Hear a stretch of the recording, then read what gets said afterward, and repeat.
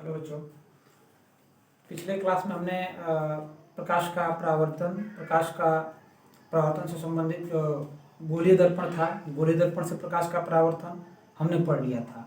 दर्पण से संबंधित जो भी कुछ परिभाषाएं थीं, चाहे वक्रता त्रिज्या हो या फोकस दूरी हो और दर्पण के द्वारा प्रतिबिंब का बनना, यहाँ तक हमने जो है पिछली क्लास में पढ़ लिया था। आज हम पढ़ेंगे, आज परावर्तन नहीं, आज हम अपवर्तन पढ़ेंगे। अपवर्तन के लिए जो प्रकाश एक माध्यम से दूसरे माध्यम में जाता है, तो जो तल है वह तल पारदर्शी होना चाहिए। क्या होना चाहिए?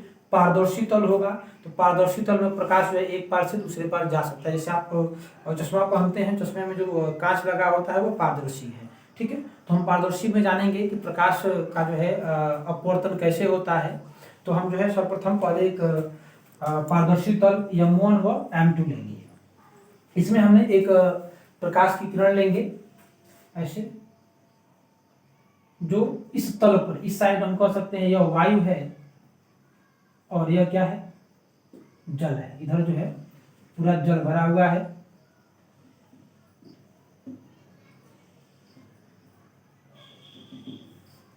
ठीक है। तो जब एक प्रकाश की किरण आपतित होगी इस पर एक प्रकाश की किरण जो है आपतित होगी, तो जल के प्रारंभिक स्तर पर जैसे यहाँ पर आयतन के जो है मिलेगी, तो यहाँ से यह अपने माध्यम से क्या हो जाएगी? अपने मार्ग से विचलित हो जाएगी। जैसे इसको जाना चाहिए था ऐसे आगे की तरफ, लेकिन इस पर जब हम एक अभिलंब खींचेंगे तो यह अभिलंब से, अब देखिए यहाँ वायु है, वायु से जल में जाएगी, तो यह इस दिशा को आ जाती है। होता कैसे है? एक बार फिर पुनः आप जानेंगे कि प्रकाश का अपवर्तन का परिभाषा होता है कि जब प्रकाश एक माध्यम से चल करके दूसरे माध्यम में जाता है तो अपने मार्ग से विचलित हो जाता है। जैसा देखिए आपको यहाँ लिखा भी गया है कि प्रकाश जो है एक माध्यम, जब प्रकाश क्या होता है किसी एक माध्यम से चल करके दूसरे माध्यम में जाता है तो अपने मार्ग से विचलित हो जाता है। अपने मार्ग से क्या होता है? विचलित हो जाता है। जैसे हमने यहाँ पर क्या लिया, एक माध्यम लिया हमने वायु और दूसरा माध्यम हमने क्या लिया? जल। जब प्रकाश की किरण क्या हुआ है, इसको कहेंगे हम आपतित किरण। आपतित किरण, आपतित किरण, और यह है अभिलंब। यह क्या है? अभिलंब। और यह जो है अपवर्तित किरण है। कौन सी किरण है? अपवर्तित किरण।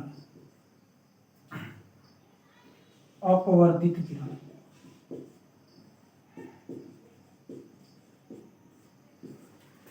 तो परिभाषा में हमने क्या पढ़ा कि जब प्रकाश की किरणें किसी एक माध्यम से चलती हैं और दूसरे माध्यम के तल से टकराती हैं और टकराने के पश्चात अपने मार्ग से विचलित होकर के दूसरे माध्यम में क्या होती हैं? चली जाती हैं, प्रकाश का अपवर्तन कहलाता है। अब यहाँ बात एक आती है यह कि जो प्रकाश की किरण है, यह प्रकाश की किरण, यह आपतित किरण है, यह अपवर्तित किरण है। इसको जाना चाहिए था इस साइड, देख रहे हैं दिशा दिखाया गया है, इधर जाना चाहिए, लेकिन वह इधर न जाकर के यह अभिलंब की तरफ जो है क्या हो रही है? झुक जा रही है। तो अभिलंब की तरफ झुकने का क्या कारण है कि देखिए आपको बहुत पहले प्रकाश के परावर्तन में बताया गया होगा कि प्रकाश के परावर्तन में जो प्रकाश की किरण आती है वो परावर्तित हो जाती है इसी माध्यम, दूसरे माध्यम में नहीं जाती है। क्यों नहीं जाती है? क्योंकि यहाँ पर जो माध्यम रखा गया है वह क्या है? अपारदर्शी होता है, और यहाँ यह माध्यम क्या है? पारदर्शी है। तो जब प्रकाश की किरणें हम कहेंगे सघन और विरल, देखिए सघन का मतलब क्या होता है? सघन और विरल। तो जब प्रकाश की किरणें क्या होंगी? जब प्रकाश की किरणें सघन से विरल में जाएंगी। कहां से? सघन से विरल में, तो जो अभिलंब है अभिलंब से दूर हट जाती है। और जब प्रकाश की किरणें विरल से सघन में जाएंगी तो अभिलंब की तरफ झुक जाएगी। अब यहाँ बात आती है कि हम सघन किसे कहेंगे और विरल किसे कहेंगे। तो सघन के लिए आप जानेंगे, सघन मान लीजिए यहाँ पर हम लिख दे रहे हैं, यहाँ हो जाएगा आपका जल और वायु। वायु लिखा गया है तो वायु और जल में वायु विरल है, जल सघन है। अब देखिए हम विरल लिख देंगे जल को, कांच हमारा इसके सापेक्ष क्या हो जाएगा? यह हो जाएगा सघन और जल क्या हो जाएगा? विरल। बात यहाँ आती है कि जब तीन प्रकार के जो पदार्थ होते हैं वो तीन प्रकार के होते हैं, ठोस, द्रव और गैस। ठोस, द्रव और गैस, ठीक है। तो जब इन दोनों की तुलना करेंगे हम, ठोस और द्रव, दो माध्यम हो, एक हो माध्यम द्रव और एक माध्यम हो कोई ठोस, तो ये दोनों जो माध्यम होंगे तो द्रव हमेशा क्या होगा, विरल होगा, विरल, और यह क्या होगा, सघन होगा। उसी प्रकार जब द्रव और गैस को लेंगे, द्रव और किसको लेंगे हम, गैस को, उस स्थिति में गैस हमारा क्या होगा, विरल होगा, और द्रव क्या होगा, सघन होगा, ठीक है। तो ऐसा हम इसके अनुसार कह सकते हैं कि जब प्रकाश की किरण विरल माध्यम से सघन में माध्यम में जाती हैं तो अभिलंब की तरफ झुक जाती हैं, यानी अभिलंब की तरफ आ जाएंगी। यहाँ वही लगा हुआ है, देखिए वायु क्या है, विरल है, जल क्या है, सघन है। तो प्रकाश की किरण जो है विरल से सघन में आ रही है, इसलिए जब अपने मार्ग से भटक रही है, मार्ग से भटक रही है यानी मार्ग से विचलित हो रही है, तो अभिलंब की तरफ क्या हो जा रही है, झुक जा रही है। अगर यही हम कहते हैं कि यहाँ जो है जल है और यहाँ क्या है, वायु है, तो सघन से विरल में जाता तो अभिलंब से क्या होता, दूर हो जाता, ठीक है। यहाँ हम देखेंगे फिर से पुनः कि जब प्रकाश की किरण क्या होती हैं, एक माध्यम से चलती हैं और दूसरे माध्यम में प्रवेश करती हैं, दूसरे माध्यम में प्रवेश करती हैं तो अपने मार्ग से क्या होती हैं, विचलित हो जाती हैं। अब विचलित होने का कारण क्या है कि यहाँ पर जब प्रकाश वायु मतलब कि विरल से जब सघन में जाएगा तो अभिलंब की तरफ झुकेगा, और जब प्रकाश की किरण जो है सघन से विरल में जाएगी तो अभिलंब से दूर हटेगी। आप इस परिभाषा को देख लीजिए, उसके बाद हम अभी आपको फिर पुनः सघन और विरल का भी यहाँ लिख देते हैं, नोट कर लीजिए। चलिए देखेंगे, अभी आपको बताया गया है कि जब प्रकाश क्या होती हैं, सघन से विरल में जाती हैं तो अभिलंब से दूर हटती हैं, और जब प्रकाश की किरण क्या होती हैं कि विरल से सघन में जाती हैं तो अभिलंब की तरफ झुक जाती हैं। आप देखेंगे कि जब प्रकाश की किरण क्या लिखा गया है, सघन माध्यम, देखिए यहाँ पे कि सघन माध्यम से किस माध्यम में जाती हैं, विरल माध्यम में जाती हैं, तो क्या होगी, अभिलंब से दूर हट जाएगी, ठीक है।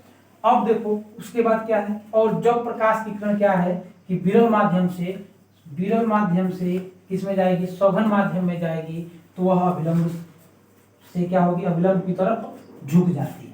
क्या होती है, जो कंडीशन आपको यहाँ दिखाया गया है कि जब प्रकाश, देखिए यह क्या है, यह आपतित किरण है। जब प्रकाश की किरण आ रही है, माध्यम एक है वायु से चल करके दूसरे माध्यम यानी जल में प्रवेश कर रहा है, तो दूसरे माध्यम के तल से जब टकरा रहा है तो यह माध्यम है जल, यानी यह है सघन। इसको क्या लिख सकते हैं, सघन, और इसको लिख सकते हैं विरल। तो जब विरल से सघन में जाएगा, कहां से, विरल से सघन में जाएगा, तो अभिलंब से क्या हो जाएगा, अभिलंब से दूर, अभिलंब की तरफ झुकेगा, अपने जो इसकी प्रारंभिक स्थिति है उससे विचलित होगा तो किधर जाएगा, अभिलंब की तरफ झुक जाएगा, ठीक है। कब, जब विरल से सघन में जाएगा। यही मान लीजिए अगर इसकी उल्टा होता है, विपरीत मान लेते कि यह प्रकाश मान लीजिए जाता है, यह प्रकाश क्या होता है, जा रहा है, तो अभिलंब से क्या हो जाएगा, दूर हो जाएगा, ठीक है। जब सघन से विरल में जाएगा दूर होगा, जब विरल से सघन में आएगा तो अभिलंब की तरफ झुक जाएगा। अब देखिए अब क्या होगा, जिस प्रकार हम परावर्तन में जानते थे कि जो है आपतित किरण और अभिलंब के बीच, जिस प्रकार हम परावर्तन में जानते थे कि यह आपतित किरण है और यह अभिलंब है, तो आपतित किरण और अभिलंब के बीच जो बनने वाला कोण होता है उसको कहते हैं आपतन कोण आई, और जो अपवर्तित किरण है और अभिलंब के बीच जो बनने वाला कोण है उसको कहते हैं आर, ठीक है। यह कहते हैं हम इसको आई और इसको कहते हैं क्या, आर। यह है आपतन कोण, इसको हम क्या कह सकते हैं, आपतन कोण। और यह क्या है, अपवर्तन कोण, अपवर्तन कोण। आप देख लीजिएगा, थोड़ा सा हम दूर लिखे हैं, ठीक है। अपवर्तन कोण को हम आर से व्यक्त करते हैं, आपतन कोण को हम किससे व्यक्त करते हैं, आई से व्यक्त करते हैं।